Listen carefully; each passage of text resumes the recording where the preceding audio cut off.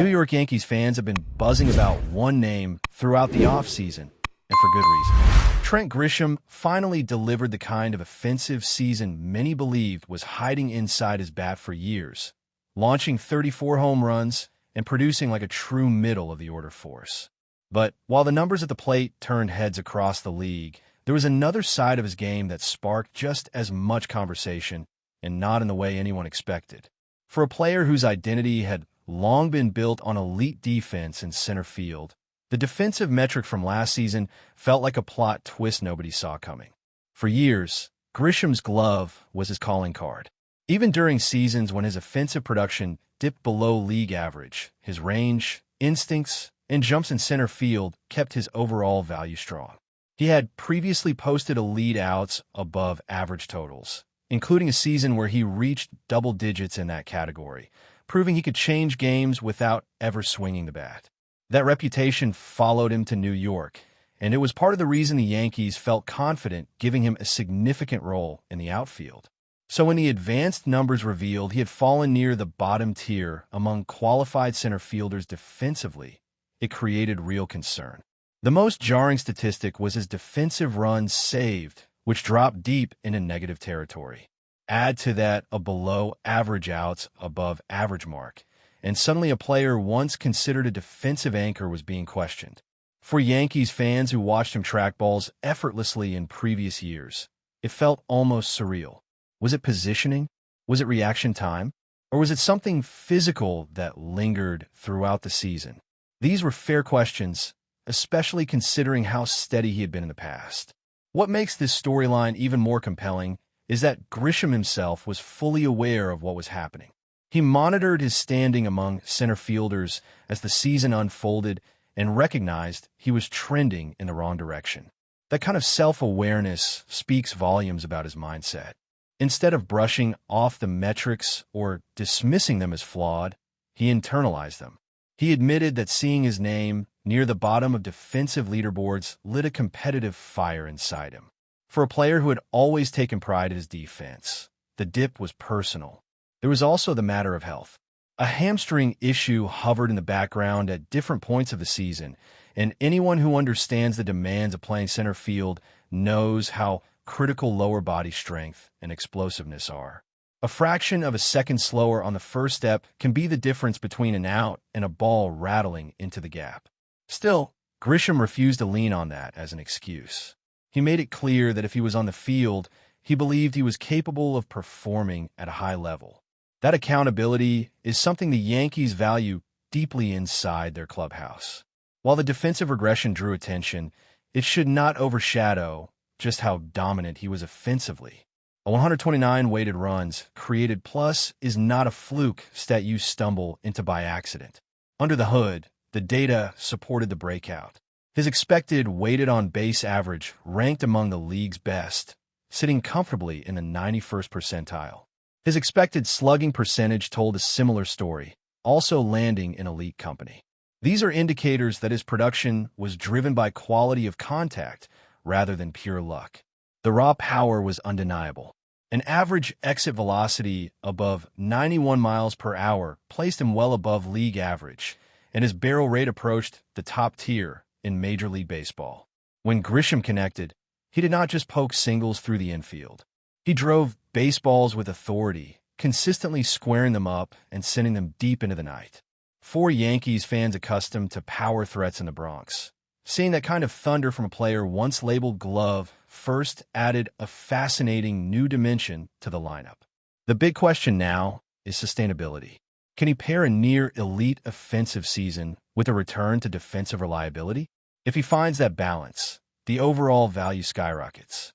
A center fielder who hits over 30 home runs while playing above-average defense is not just a solid contributor. That is the profile of a 4 or even 5-win player over the course of a full campaign. For a team with championship aspirations, that kind of two-way impact can tilt the balance in October. There's also the contract context to consider. The Yankees extended a qualifying offer, signaling belief in his overall skill set. Some observers were surprised he accepted, but from the organization's perspective, retaining a player with his upside made sense. If he replicates the offensive output and restores his defensive standard, the deal could look like a bargain by season's end. That possibility adds another layer of intrigue heading into the new campaign.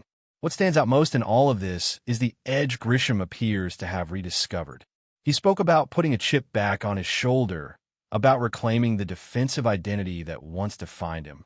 In a clubhouse filled with established stars and rising talent, that internal drive matters. The Yankees are not just betting on numbers, they are betting on mindset.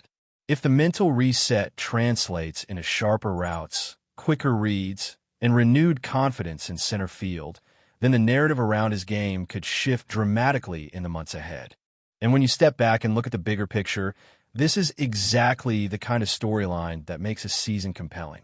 A player redefining himself offensively while fighting to restore pride defensively creates tension, motivation, and opportunity all at once. For the Yankees, the hope is simple but powerful. That Trent Grisham's next chapter blends the thunder of his bat with the excellence of his glove, turning last season's defensive stumble into nothing more than a temporary detour in an otherwise ascending trajectory.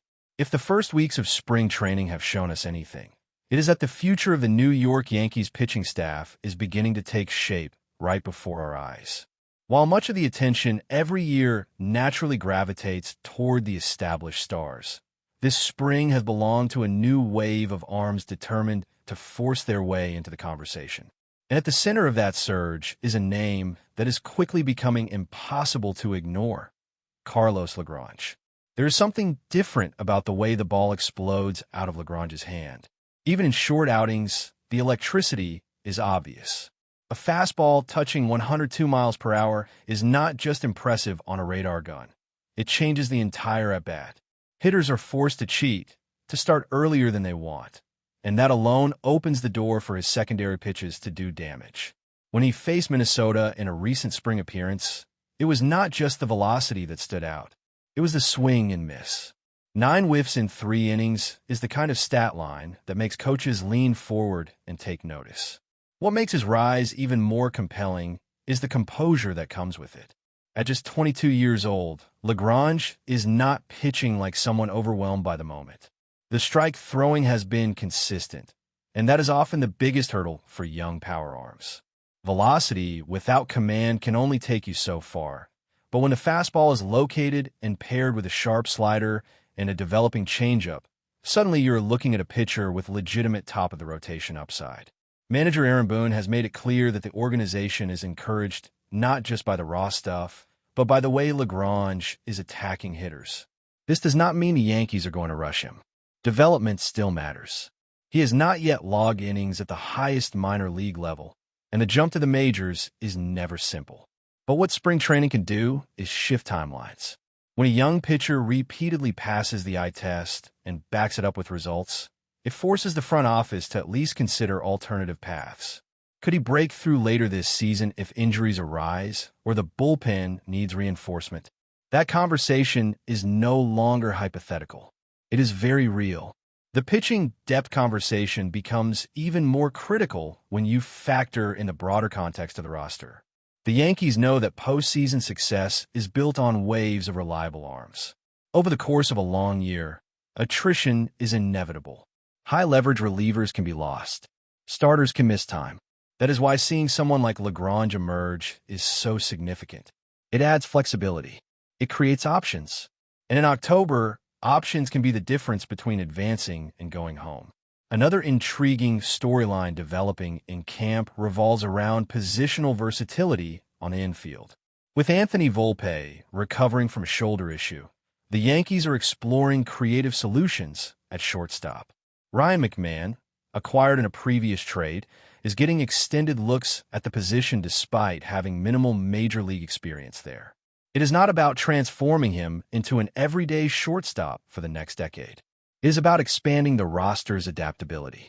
If McMahon proves serviceable, it allows the Yankees to maneuver in ways they otherwise could not. The experiment speaks to a larger philosophy. This is a team that understands the grind of a full season. Injuries happen. Slumps happen. Depth and flexibility are not luxuries. They are necessities. McMahon himself has been realistic about expectations, acknowledging that he is not aiming to become a superstar at the position, but rather a dependable option if called upon. That humility, paired with natural athleticism, gives the coaching staff reason to believe the transition could hold up in the short term. Meanwhile, on the mound, Will Warren is quietly building momentum of his own. After bursting onto the scene last year with a heavy workload, he entered this spring focused on refinement rather than reinvention. His recent outing against Philadelphia reflected that mindset. Instead of trying to overpower hitters with every pitch, he trusted his fastball, attacked the strike zone, and stayed within himself. Out of 50 pitches, 33 were strikes. That level of efficiency is what separates sustainable success from flashes of brilliance. Warren's growth is not just about results, though lowering his earned run average this spring certainly helps. It is about maturity. He spoke openly about resisting the urge to overcomplicate sequences, about realizing that his natural stuff is good enough when executed properly. That awareness often comes only after experiencing the highs and lows of a full major league season.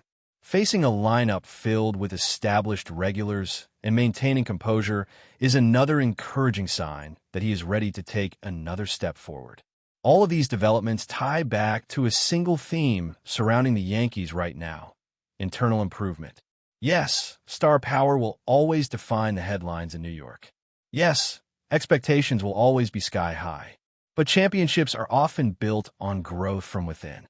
If Trent Grisham restores his defensive edge while sustaining his offensive surge, if Carlos Lagrange continues to ascend toward the big leagues, if Ryan McMahon provides stability at a critical position, and if Will Warren sharpens into a reliable rotation piece, the cumulative impact could reshape the team's ceiling. Spring training can sometimes be deceptive, and small sample sizes must be treated with caution. Yet there is a different energy around this camp, one fueled by competition and opportunity. Young players are not merely participating. They are pushing. Veterans are not coasting. They are adjusting and refining. The blend of urgency and optimism is palpable. And as the regular season approaches, the Yankees appear intent on turning potential into production across the roster, setting the stage for a campaign defined not just by expectations, but by evolution. But before we continue, please remember to join our channel and give this video a like. Your support allows us to keep bringing you the latest news about the New York Yankees. Feel free to share your thoughts on the news in the comments. Whispers are growing louder around the New York Yankees clubhouse after a blunt, emotionally charged line attributed to manager Aaron Boone began circulating among insiders. "He doesn't play with me anymore." The sentence, short and sharp, landed like a thunderclap and immediately fueled speculation about a fractured relationship between Boone and one of his players. According to sources close to the dugout, the remark was not delivered as a joke or a passing irritation. It was said with finality, the kind that suggests a line has been crossed. Around the league, such language is often interpreted as more than frustration with performance. It hints at deeper issues: trust, effort, preparation, or perhaps a philosophical clash over how the game should be played. For a manager known for measured public comments, the alleged statement feels unusually raw. The identity of the player remains the subject of intense debate. Some point to a veteran whose body language has been questioned. Others believe it could involve a younger talent who has struggled to adapt to expectations and routine. What complicates matters is that Boone has historically defended his roster fiercely, even during prolonged slumps. That history makes the reported quote all the more striking.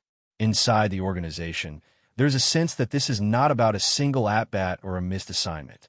Rumors suggest repeated internal conversations, escalating tension, and a breaking point reached behind closed doors.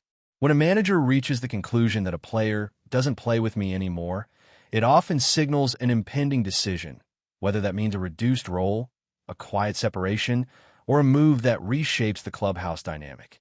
For now, silence reigns publicly, but the message between the lines is loud. In a sport built on patience, routine, and belief, the Yankees may be approaching a moment where leadership chooses cohesion over individual persistence. Whether this rumor becomes reality is still unclear, but the words attributed to Boone have already changed the conversation. That's it for this update. If you enjoyed the video and want to keep receiving exclusive news about the New York Yankees, please subscribe to our channel and give us a like. We always appreciate your comments and opinions. See you in the next video.